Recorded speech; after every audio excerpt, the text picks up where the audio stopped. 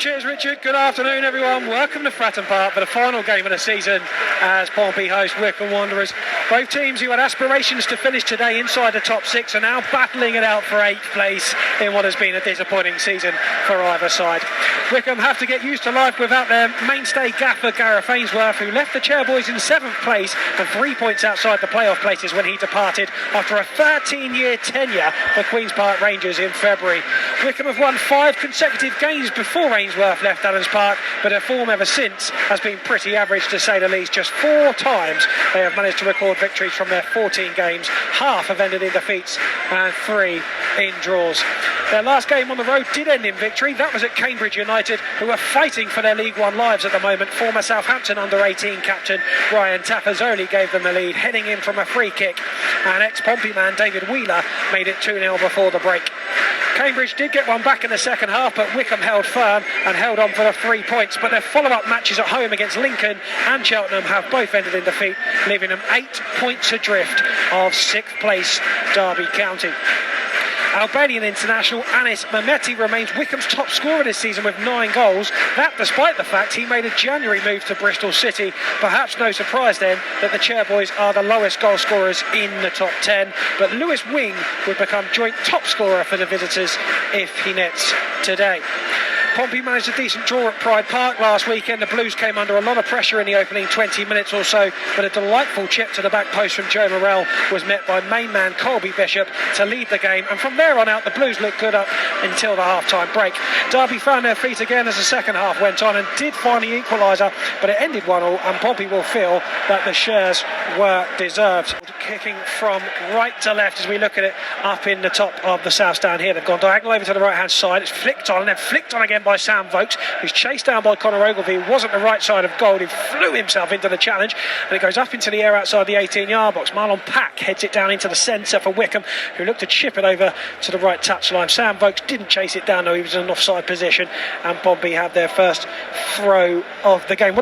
Corner to the Blues then, and it's Paddy Lane who puts his right arm aloft. White straps around his red Pompey socks. Left-footed in-swinging corner towards the back post. Headed away, down on the penalty spot.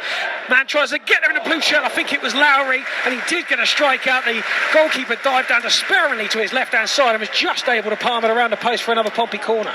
Morrell, right slap bang in the centre of the Wycombe half. Good ball over to the right-hand side for Rapti. Brings it down really well. Plays the 1-2 with Lowry, and now Morrell. Back out to Larry again on that angle once more. Lovely ball through. Chance across the face for Ogilvie at the back post.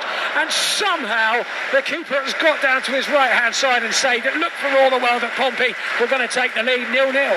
Cross towards the edge of the 6-yard box. Headed away by Ogilvie. Will drop down nicely on the edge. So chance to shoot. They do. And it just goes wide of the upright. Wycombe won a corner. They think it had a deflection on the way through. Referee disagrees. But a good chance. Good effort. And nearly Wycombe took the lead. Pompey have the ball in possession at the feet of Oluwayemi as they give the ball away, and that is poor distribution from the keeper. Chance for Wycombe to punish Pompey, and they do, and it's a strike from Gareth McCleary.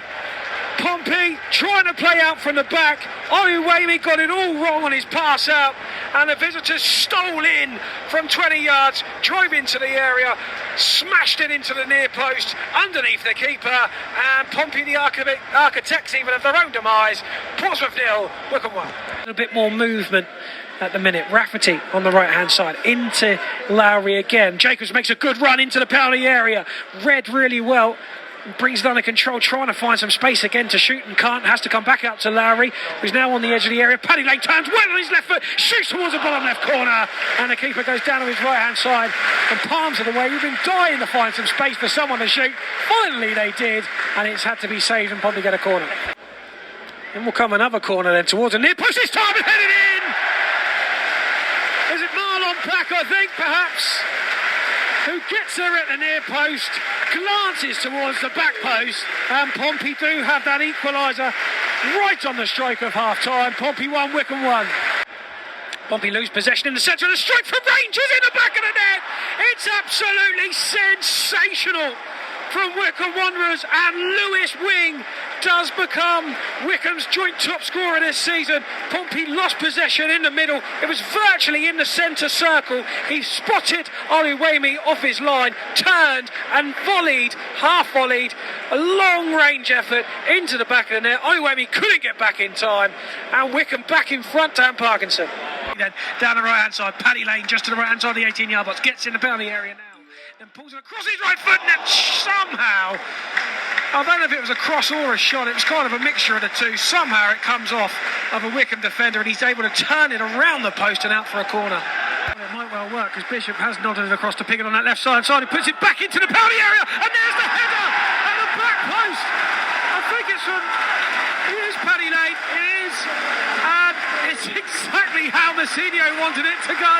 It was played down the middle, it was headed from the centre out to the left hand side for Piggott, and he then put it in across the face, and there's the goal. And Dan Parkinson could not have timed that any worse if he tried. Exactly what he said has come back to haunt him.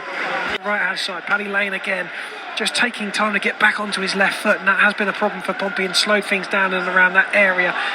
He has it now though centrally after playing a 1-2, gets his backside in the way just to retain possession for a moment. Joe Morrell feeds it through for Lowry on the turn, right footed, fakes the shot and then carries on with his run and chips it across the face, and Ogilvie heads it wide.